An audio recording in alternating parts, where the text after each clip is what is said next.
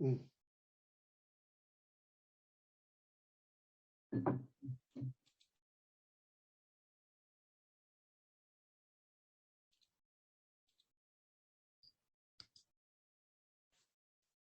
Good morning, Mr. Patrick. Good morning, Scott, the man, the myth, the legend. Ah, yes, all of those. The greeting card and the greeting card figure. Yes, yes, I have to entertain myself. I think, where's my favorite new one here? I've been really enjoying, where'd he go? This guy. Coming to you from the crystal ball.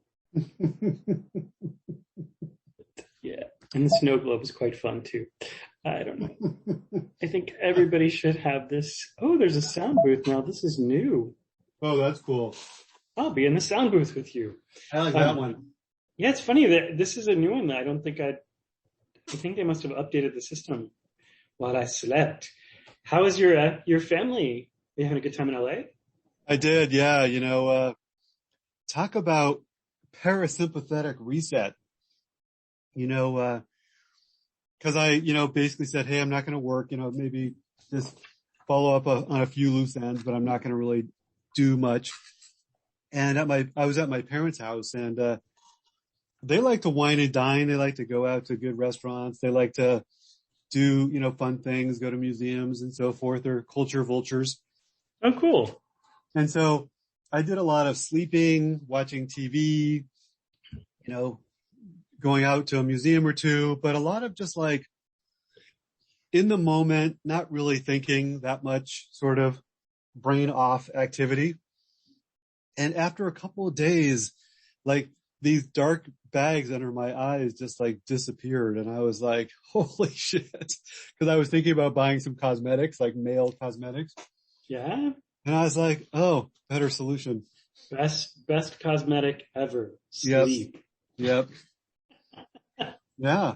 And so it was after a few days, I'm like, wow, I'm experiencing a noticeable parasympathetic reset here. Hooray for me. you know? It's funny when people get exhausted, the brain is working right on that edge and so much more jumpy. One of my favorite shows is Queer Eye, and they just released the new season. One of the women they went to work with, they greeted her and she was just clearly on her edge. Like it was super obvious, and she started crying and like, oh, I'm so excited you're here to help me. She was just overwhelmed. Like she just didn't have any sleep.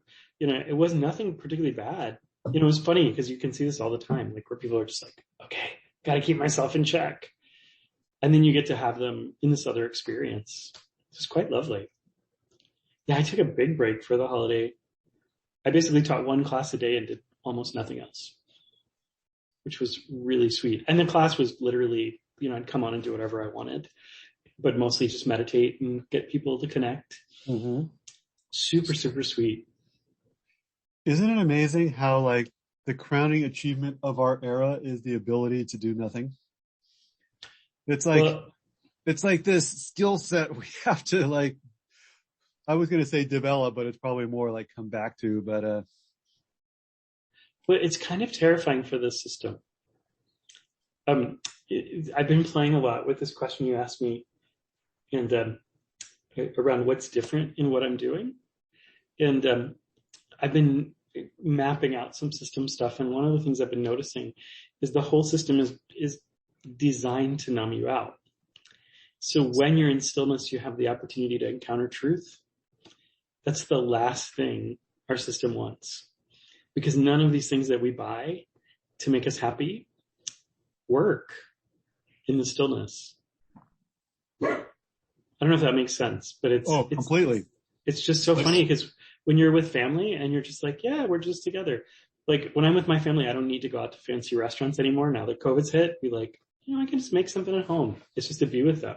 Yeah. And I think so much of the disruption of COVID has been to notice some of these things that weren't important. I think it partially explains the big resignation or great resignation. But yeah, that's just like sinking back into the presence and self and other, not just self. I've been calling self-care a trap lately. It's like a way to manage, continue to numb inside the system. But like to actually check out of the system like you've done, totally different thing. Yeah, I had a realization, which is, I used to, this is like really kind of embarrassing, but, I used to kind of, think of times where I was visiting my parents as like wasted vacation time. Ah, Even though, probably, I don't know, like 4 or 5 years ago, I said, you know what? I want to spend more time hanging out with my family just because I like it. I enjoy it. It's soul affirming and all that stuff. It just feels good. So I decided I'm going to spend more time with them rather than less. And, but then I was like, but I could be using this time to go to Bali or Italy or some, adventure place or a retreat or whatever. And so then there was like a little part of me in the back of my mind, like, this is like wasted vacation time. Like this week I'm here, I could be in some cool place having an adventure. And then it hit me on this trip, I'm like, oh, I'm like in the kitchen making a salad while my mom's making some, main dish or whatever. I'm like, this is like very enjoyable. It's just like, even though it may not seem like that exciting, it may be the most mundane thing in the world. It's like, this is so great if you actually really just take a step back and appreciate what's so. It's like I'm making food with my mom. I mean, how great. yeah.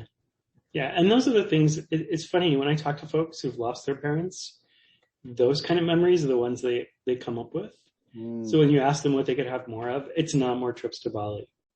It's like, I wish I could have spent more time just being with people.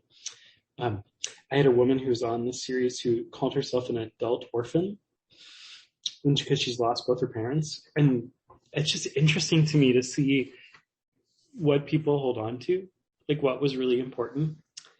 Because I love those trips too. Don't get me wrong. I'm not saying like, oh, I wouldn't want to go to Bali. But there is like this hunger for excitement that is part of the system. Where it's like, oh, you've got to get your nervous system ramped up. You got to get something exciting going on because this, whatever you have right now can't be enough. There has to be some jolt. So it's, to me, I think it's like it's a balance. And I think when my mom had my mom had super serious heart issue 2 years ago, which they didn't think was going to be that serious. And then she ended up in the hospital for like 6 or 7 weeks. And I was there the whole time, came back, I think it was 4 weeks. And then she went back in again.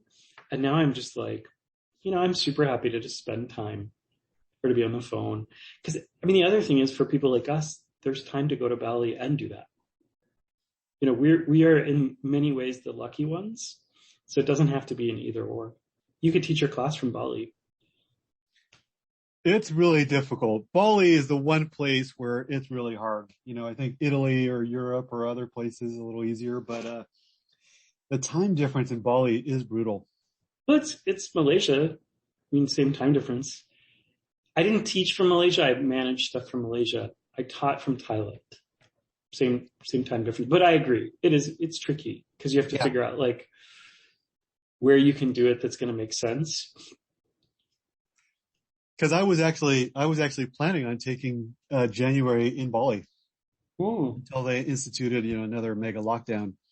Oh, I hadn't even heard that. Yeah, it's a 14-day quarantine.